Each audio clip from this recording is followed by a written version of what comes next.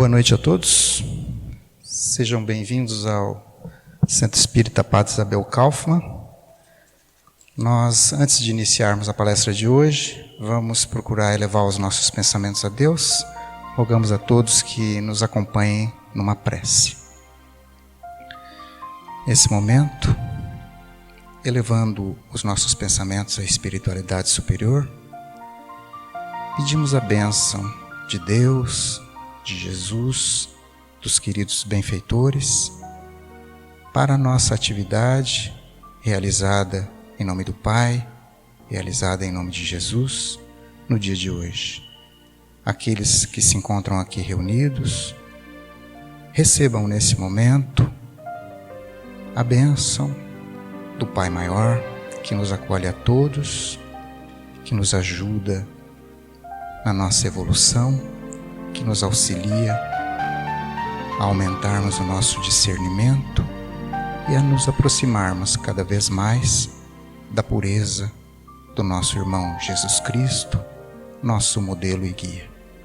Pedindo bênçãos para a atividade da noite de hoje, rogamos que a espiritualidade nos intua, nos inspire e esteja conosco em todas as atividades que serão realizadas nessa casa na noite de hoje. Com a bênção do Pai, damos por aberta a palestra da noite de hoje.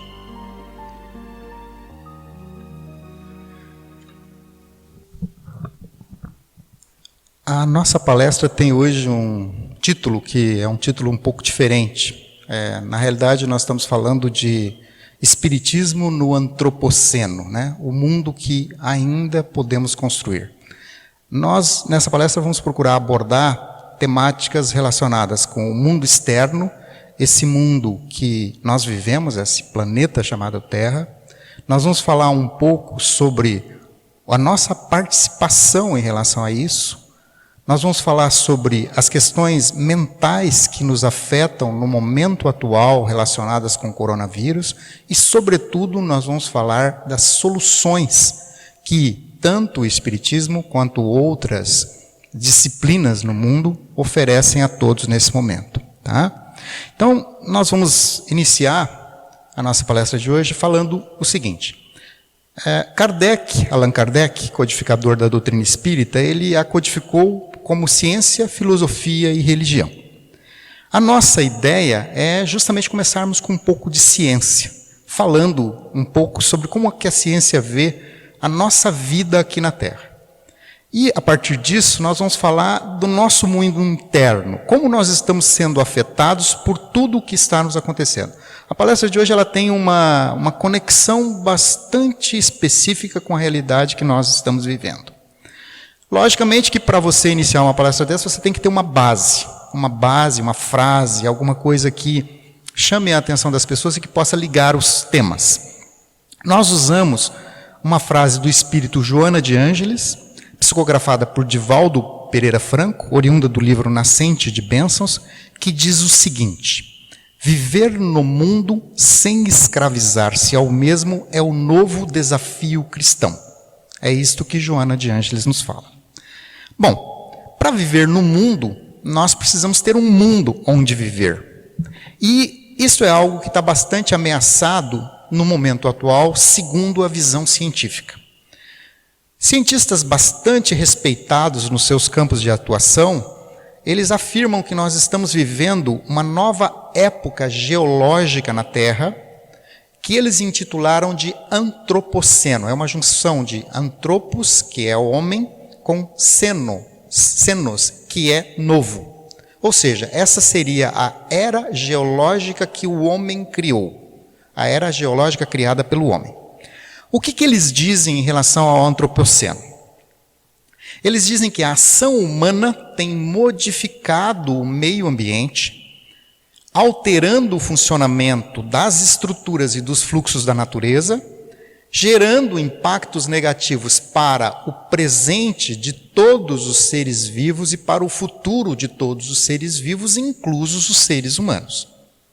Como decorrência disso, o nosso mundo interno, as nossas crenças, os nossos valores, os nossos padrões de raciocínio, eles estão sofrendo os impactos disso. E esses impactos, eles aparecem no nível social, no nível cultural, no nível psicológico e também no nível comportamental. Provavelmente muitos de nós já tiveram contato com essas conclusões dos cientistas. A maioria de nós já ouviu falar do declínio da biodiversidade, ou seja, a quantidade de seres vivos, né, que existem na natureza.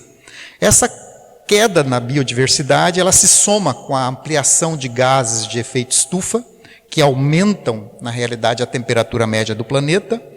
Ela também decorre da grande acidificação de rios e oceanos pela presença de plásticos e elementos químicos, e além da perda de grandes volumes de florestas tropicais, dentre outros dados que os cientistas consideram alarmantes. Alguns desses cientistas eles ganharam fama mundial. Um deles chama-se James Lovelock. Ele é um cientista ambiental do Reino Unido e, em contato com uma bióloga norte-americana chamada Lynn Margulis, a bióloga norte-americana ela já é desencarnada, mas eles formularam uma hipótese interessante acerca da Terra e dos fluxos da natureza. O que essa hipótese diz? Ela define o planeta inteiro como se ele fosse um organismo unificado, descrito como, eu vou citar textualmente, uma complexa individualidade envolvendo a biosfera da Terra, atmosfera, oceanos e solo, buscando otimizar o ambiente físico e químico para a vida em nosso planeta. Em síntese, a Terra inteira seria algo similar a um organismo vivo que está o tempo todo tentando controlar o meio ambiente e a sua própria temperatura, dentre outros fatores, visando preservar a vida e fazendo com que, de certa forma, preserve também a nossa vida, a vida humana. De certa forma, não, com certeza. Bom, eles intitularam essa estrutura com um nome chamado Gaia, ou seja, é uma homenagem a uma deusa pré-helênica grega, uma deusa que era definida na antiguidade como a essência primordial da Terra.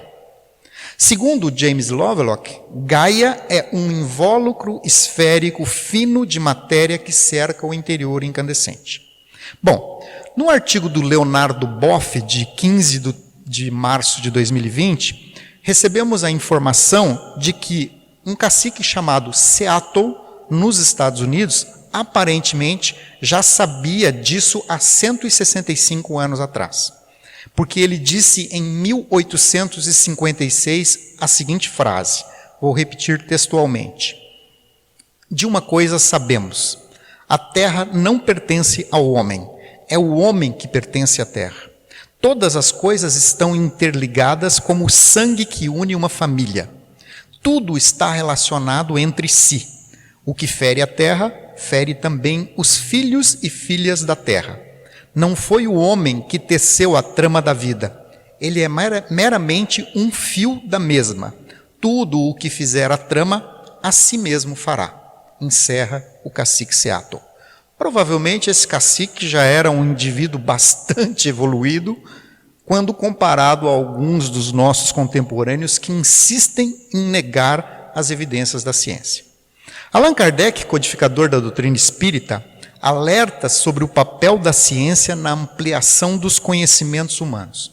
Ele diz em A Gênese, no capítulo 1, no item 2, falando sobre o termo revelação, Kardec diz: todas as ciências que nos fazem conhecer os mistérios da natureza são revelações, e pode dizer-se que há para a humanidade uma revelação incessante. A astronomia revelou o mundo astral, que não conhecíamos. A geologia revelou a formação da Terra. A química, a lei das afinidades. A fisiologia, as funções do organismo. Podemos concluir, estamos usando a nossa própria conclusão, a partir de Kardec, que a ciência cada vez mais nos aproxima da compreensão de Deus e de sua infinita sabedoria em tudo que é obra dele e não nossa.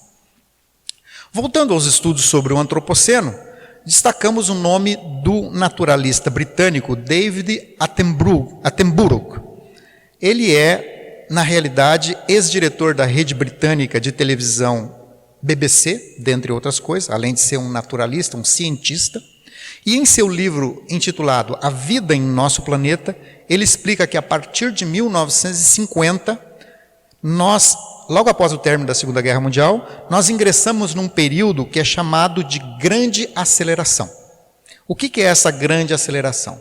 Nós passamos a consumir mais energia, a usar mais água, a construir mais represas, a ampliar as estruturas de telecomunicações, a oferecer mais turismo devido à maior mobilidade dos transportes, a avançar na depredação ambiental. Estávamos e ainda estamos agindo como se a Terra tivesse uma oferta ambiental infinita e pudesse permitir o crescimento econômico para sempre, algo absolutamente impossível. A verdade é que a oferta de recursos do planeta é limitada e finita. Isso já está provado cientificamente.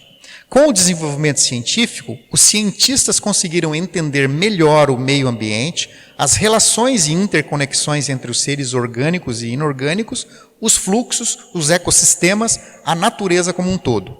Com os avanços da informática, foi possível a simulação de cenários baseados em modelos científicos, estatística e matematicamente avançados, que nos permitiram perceber melhor os limites da nossa ação humana sobre a Terra, os impactos sobre as demais formas de vida e identificar ameaças à nossa própria existência sobre a Terra. Logicamente que há muitos que acham que tudo isso é um exagero. Para estes, nós vamos nos lembrar das palavras atribuídas pelo escritor norte-americano Mark Twain ao ex-primeiro-ministro britânico Benjamin Disraeli, que dizia que existem 3 tipos de mentiras: as mentiras malditas e as estatísticas, querendo dizer que dados são sujeitos à distorção interpretativa. Bom, no livro A Vida em Nosso Planeta, esse autor, esse David Attenborough, nos informa que já ultrapassamos 4 das 9 fronteiras estabelecidas pela ciência para manter a vida sobre a Terra.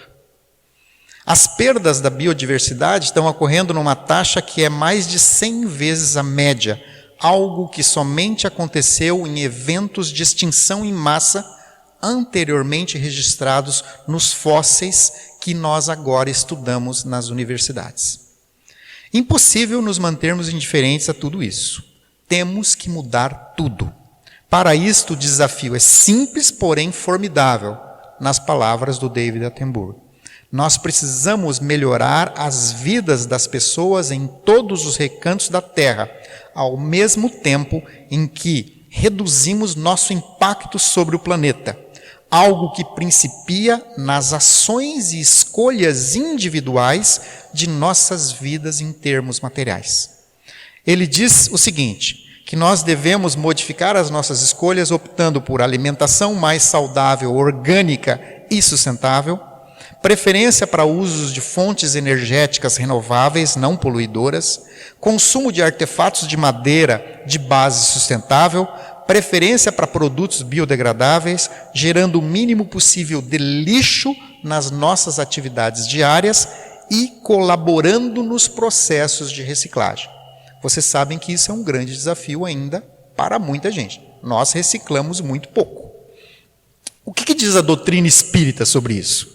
Novamente, no livro A Gênese, Kardec diz textualmente, abre aspas, a humanidade terrestre, tendo chegado a um desses períodos de crescimento, está em cheio há quase um século no trabalho da sua transformação, pelo que a vemos agitar-se de todos os lados, presa de uma espécie de febre e como que impelida por invisível força.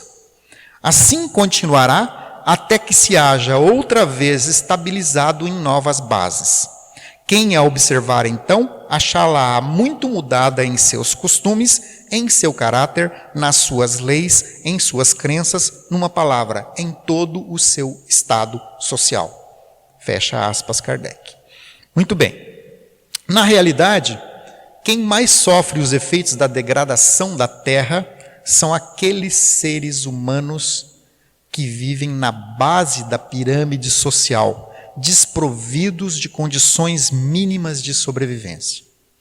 É sobre as vidas deles que as enchentes se fazem devastadoras e os morros desabam nas chuvas, proliferando doenças em ambientes insalubres, onde a dignidade e a esperança ficam cada vez mais escassas. Estas pessoas necessitam urgentemente serem resgatadas de suas condições desumanas de vida. Precisamos que todos sobre a terra disponham de alimentação adequada, habitações decentes, plenos cuidados com a saúde como bem universal acessível a todos, acesso à energia renovável barata, formação educacional de qualidade, trabalho digno que gere renda adequada e permita a acumulação de riqueza, desfrutem de inserção social e política para que suas vozes sejam ouvidas e, sobretudo, que a justiça seja aplicável a todos sem distinções, conforme proposto pela economista Kate Howard, da Universidade de Oxford, num importante livro intitulado Economia Donut, uma alternativa ao crescimento a qualquer custo. O que nos dizem os espíritos acerca disso? É incrível como, quando você lê com atenção as obras, às vezes procurando palavras-chave para formar uma palestra como essa, você encontra todas as respostas.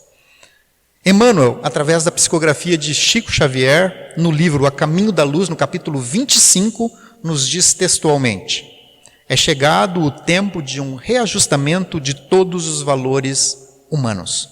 Se as dolorosas expiações coletivas preludiam a época dos últimos ais do Apocalipse, a espiritualidade tem de penetrar as realizações do homem físico, conduzindo-as para o bem de toda a humanidade. Emmanuel, como sempre, claríssimo. Para quem ignora ou desdenha o fato de que a ação humana no mundo precisa de uma mudança urgente, é oportuno lembrar que em março de 2020, logo no início da crise mundial do coronavírus, a diretora do Programa Ambiental da Organização das Nações Unidas, da ONU, a economista e ambientalista Inger Andersen, afirmou que a humanidade está pressionando a natureza demasiadamente.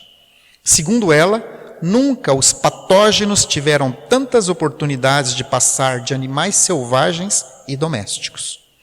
Agentes biológicos patogênicos são aqueles que causam doenças que podem se espalhar, tais como vírus, bactérias e parasitas. Ela explica também que 75% das doenças infecciosas emergentes vêm de espécies selvagens.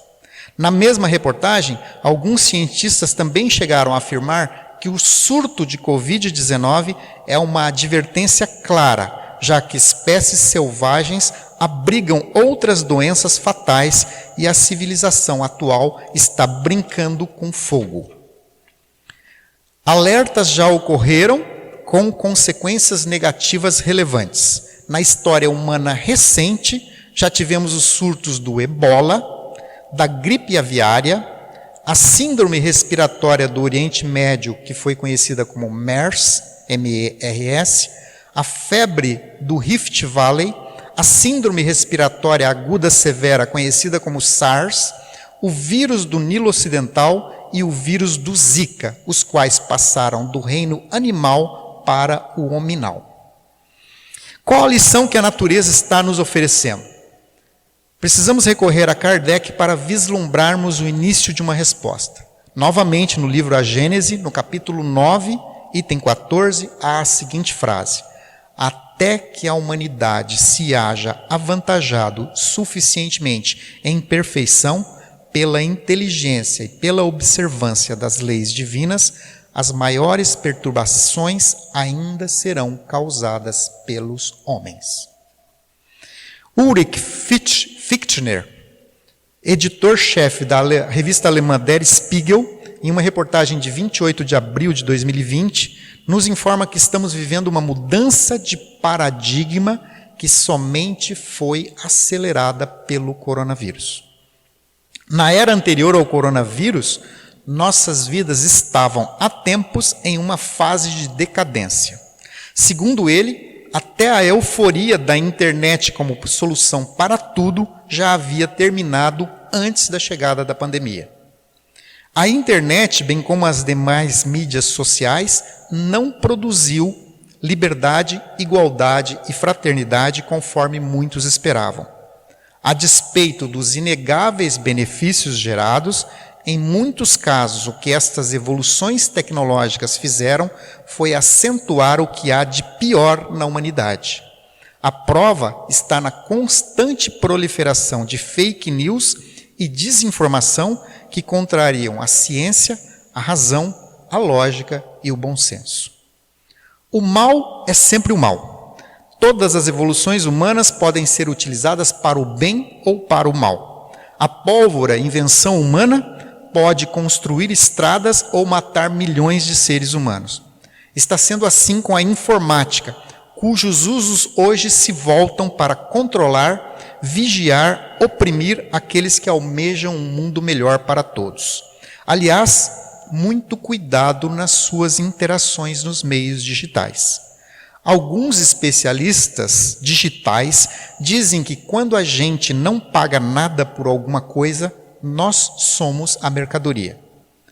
A indústria digital extrai os nossos dados pessoais, nossas pesquisas, nossos likes, nossas interações digitais para vender previsão comportamental a anunciantes.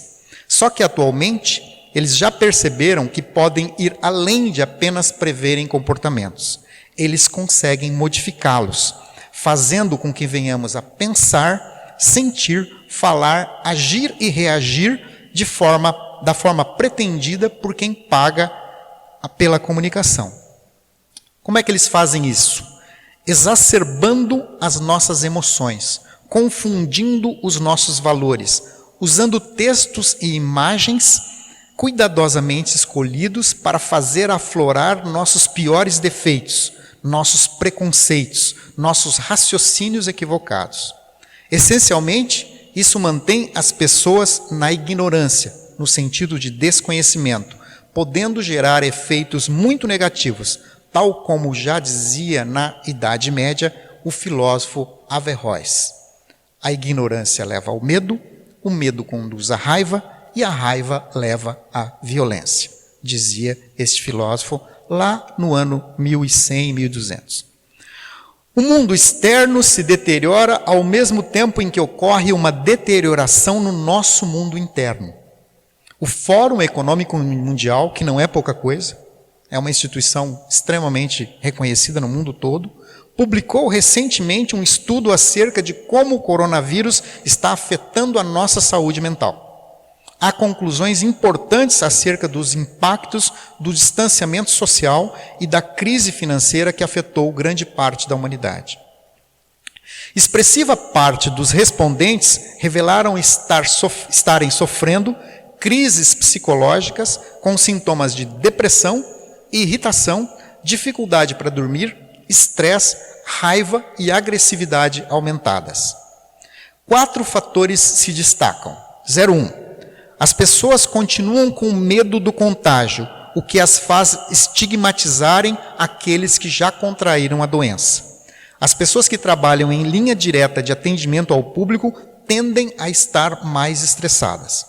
02. Seres humanos tendem a confiar nos sistemas de suporte construídos ao longo do tempo, dentre amigos, família e comunidade, os quais geram fluxo positivo de hormônios para nosso cérebro e nos ajudam a viver mais. Com o lockdown, confinamento, estes sistemas se tornam menos eficientes para o enfrentamento do estresse. 03. Empregos e negócios foram impactados diretamente, gerando crises financeiras, ansiedade, cortes salariais, perda de renda, atrasos nas contas. 04. Os abusos domésticos cresceram devido à redução na possibilidade de ajuda externa ou de meios de escape para as vítimas. Qual a saída, então? revoltar-se e sair por aí como se nada tivesse acontecendo? Claro que não. Aliás, aqueles que pretendem continuar vivos, continuar encarnados, devem seguir à risca as recomendações estabelecidas pelos profissionais de saúde e cientistas. O estudo oferece soluções bem objetivas compostas de apenas 2 passos. 01. Que identifiquemos os sinais de estresse e as alterações comportamentais decorrentes. E 02. Que busquemos ajuda se necessário, porquanto não estamos sozinhos. Vamos agora analisar esses 2 passos sugeridos, adicionando a visão espírita sobre os mesmos. Para identificarmos os sinais de estresse e alterações comportamentais, basta nos observarmos mais atentamente. A presença de pensamentos negativos eventuais é normal diante da realidade que nós estamos vivenciando. Porém, quando frequentes, eles se tornam nocivos e afetam nossas resistências psicológicas, gerando toxinas que acabam por minar também as nossas disposições físicas. Na condição de sabotadores, estes pensamentos semeiam medo, levando à raiva e, por vezes, à violência contra nós mesmos ou contra os demais, querem pensamentos, sentimentos, palavras ou atitudes. Além disso, eles deixam nossas portas psíquicas abertas para a aproximação de espíritos menos felizes, alguns dos quais entram em sintonia conosco por diferentes motivos, passando a ser um incômodo para a nossa casa mental. Como eficaz meio de combatê-los, os exercícios físicos regulares funcionam como forma de eliminarmos toxinas e gerarmos neurotransmissores que nos acalmam e mantêm o corpo e a mente oxigenados, saudáveis, felizes. Havendo dúvidas sobre suas capacidades físicas, consulte um médico antes de iniciar qualquer exercício. É a nossa recomendação. Outra eficaz solução é a meditação, algo que pode ser feito diariamente, mesmo sendo de curta duração. São aqueles 5, 10 ou 15 minutos, somente seus, no qual você irá fazer uso do silêncio ou daquela música relaxante para limpar sua mente dos invasores perniciosos, para fortalecer a sua vontade, ampliar a sua gratidão pela vida e renovar as disposições para persistir evoluindo na atual encarnação. Jesus Cristo nos recomendou a oração. Esta é uma poderosa ferramenta disponível e acessível. Não é preciso instalar nenhum aplicativo no cérebro para orar. Ele já vem pronto para orar. Basta se conectar de coração com Deus, com Jesus, com seu Espírito protetor, com os bons espíritos que nos possam intuir, inspirar, proteger. Ore sozinho ou em família, mas ore.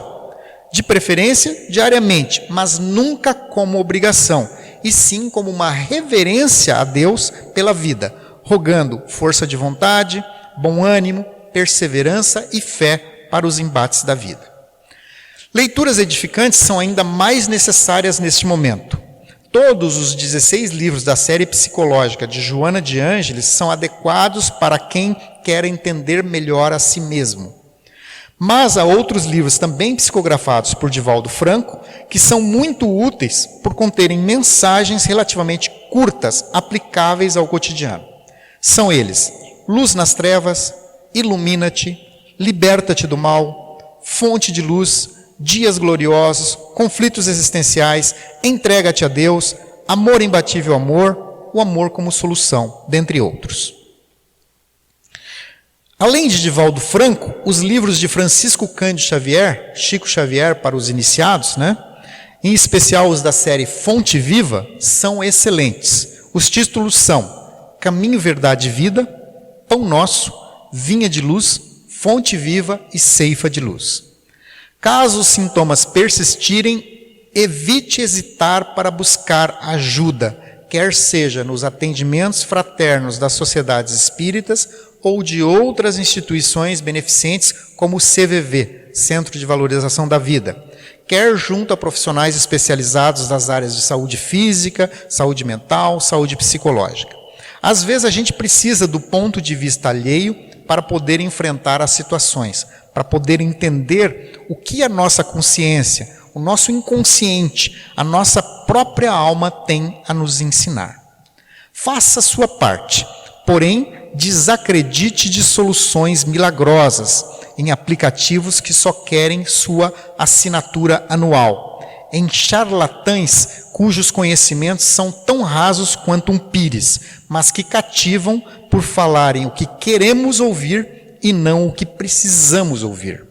Cuidado, em momentos de crise, os charlatães prosperam com base em nosso medo, vergonha, culpa, desespero, angústia e insegurança.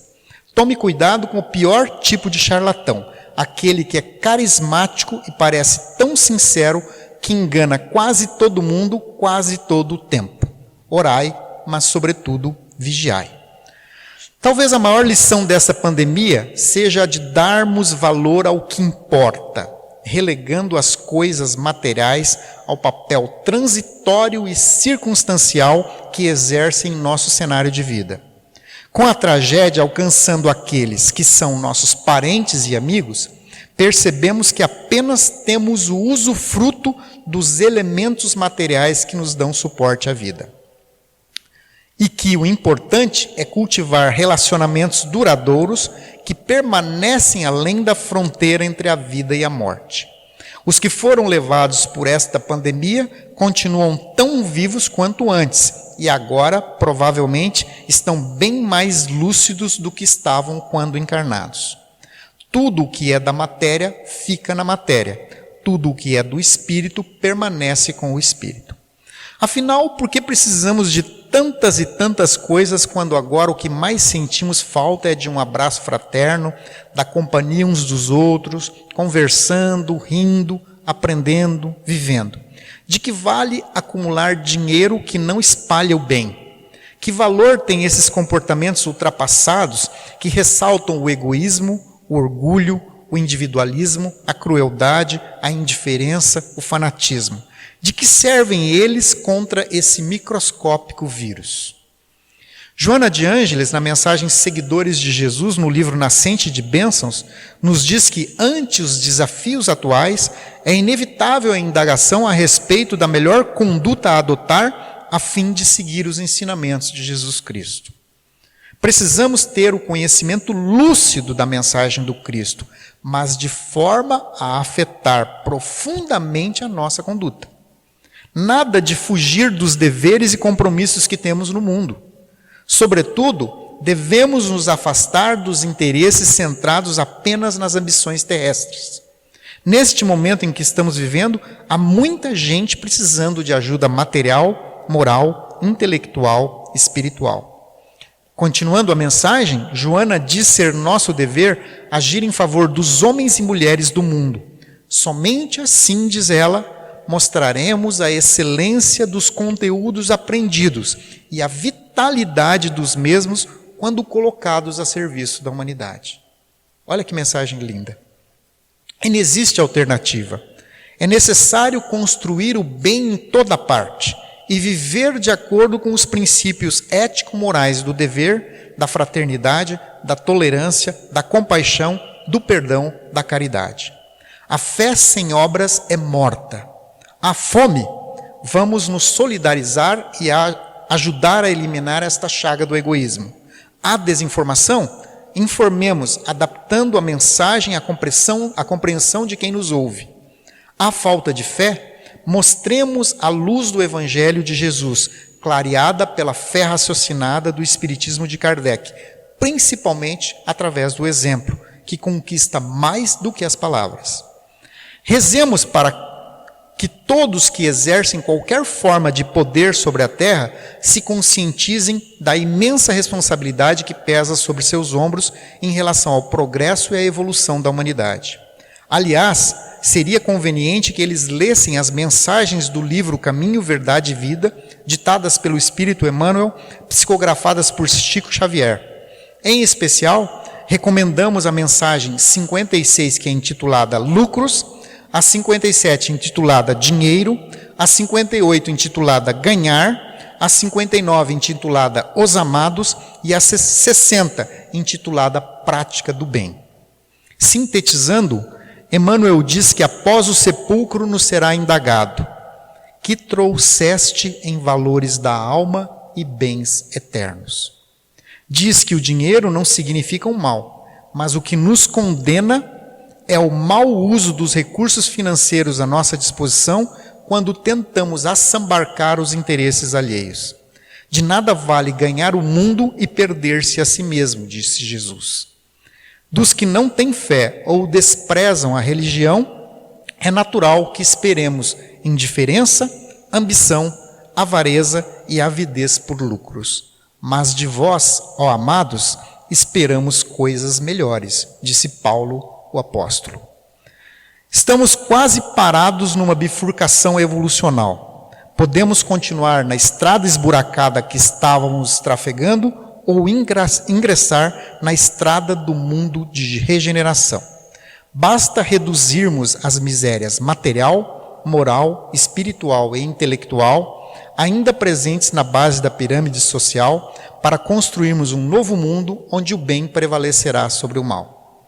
Leon Denis, autor espírita que foi contemporâneo de Kardec, no livro O Caminho Reto, na mensagem intitulada Resignação na Adversidade, nos diz: a desgraça para o ser humano já não é mais o sofrimento, a perda dos entes que lhe são caros, as privações, a miséria. A desgraça será tudo o que manchar, tudo o que aniquilar o adiantamento, tudo o que lhe for um obstáculo. Viver no mundo sem escravizar-se ao mesmo. Aceite este desafio cristão, nos pede o Espírito Joana de Ângeles, e complementa: não desistas nunca do bem por obstrução dos egoístas. Não deixe que te paralisem a movimentação e tirem a liberdade das tuas mãos. A seara permanece grande, os ceareiros são poucos e alguns deles são insensatos. Na mensagem Convivência com Jesus, do livro Luz nas Trevas, de Divaldo Franco, Joana recomenda que acalmemos ansiedades, silenciemos o desespero, que permitamos a Jesus ingressar diariamente em nosso lar, serenando pensamentos e emoções, familiarizando-nos com os ensinamentos dele e incorporando-os à nossa vivência. Olhemos os esquecidos e desvalidos do mundo com a mesma compaixão dele, nosso mestre. Na dúvida sobre o que fazer, recorramos a ele e perguntemos o que ele faria em nosso lugar. E ouçamos a resposta benévola oferecida. Assim, pouco a pouco, superaremos ilusões e fantasias, ganhando harmonia e passando a pensar, sentir, falar e agir no caminho do bem. E com um trecho da mensagem Reencontros, do livro Luz nas Trevas, encerramos a nossa palestra de hoje. Diz o seguinte: evita que o teu sofrimento faça de ti um ser insensível. Semeia o bem sem preocupação. Em breve, não apenas tu, mas toda a humanidade estará regenerada pelo sublime sentimento do amor, e o mundo de regeneração será estabelecido para a felicidade de todas as criaturas humanas. Que assim seja. Uma última informação. Eu usei muitas referências que são referências do meio espírita e outras que são referências de livros, de cientistas, etc. Como essa palestra ela vai ser divulgada em meios digitais, eu vou referir todos os livros ou artigos, etc., que foram consultados. São 21 no total. Então aqui elas inclusive já estão na ordem que apareceram na própria palestra. Então aqueles que tiverem mais interesse, né, em aprofundar mais conhecimentos, tem alguns livros aqui que vale realmente a leitura do começo, da primeira à última página. Tá? Um abraço a todos, obrigado por enquanto. Vamos encerrar a palestra e em seguida já vou também conduzir o passe coletivo com a chamada dos nossos irmãos da Câmara de Passe. Então vamos nesse momento agradecer a Deus Pai Todo-Poderoso pela oportunidade que tivemos de estarmos reunidos em nome do Pai, em nome de Jesus, em nome de toda a espiritualidade superior que nos acolhe. E agradecidos por essa oportunidade, damos por encerrada a nossa palestra da noite de hoje. Passamos agora a parte do passe coletivo, solicitando aos nossos irmãos que se dirijam ao salão e se posicionem para iniciarmos a prática do passe coletivo.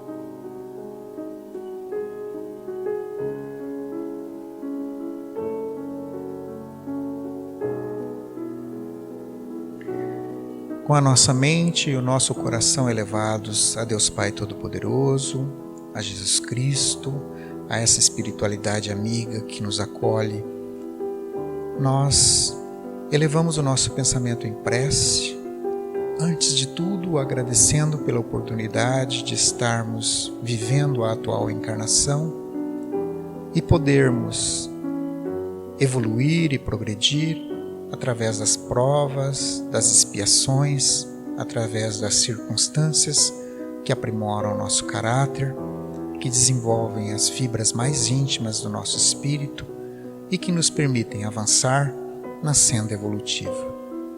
Nós te somos gratos, Senhor, pelas bênçãos da vida, mas sobretudo rogamos nesse momento também em favor daqueles que nos antecederam no retorno à pátria espiritual.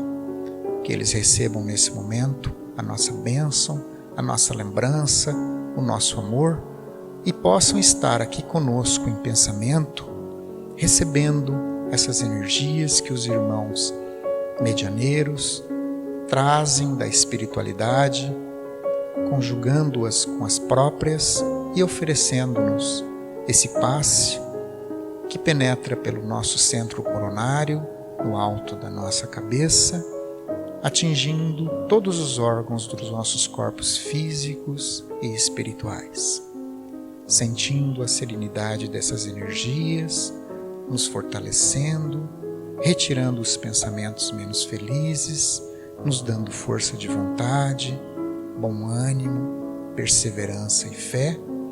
Nós, nesse momento, agradecemos a espiritualidade por nos dar essa oportunidade bendita e encerramos o nosso passe coletivo, agradecendo a todos que aqui estiveram nos auxiliando. Com a tua graça e o teu amor, que assim seja, graças a Deus e graças a Jesus.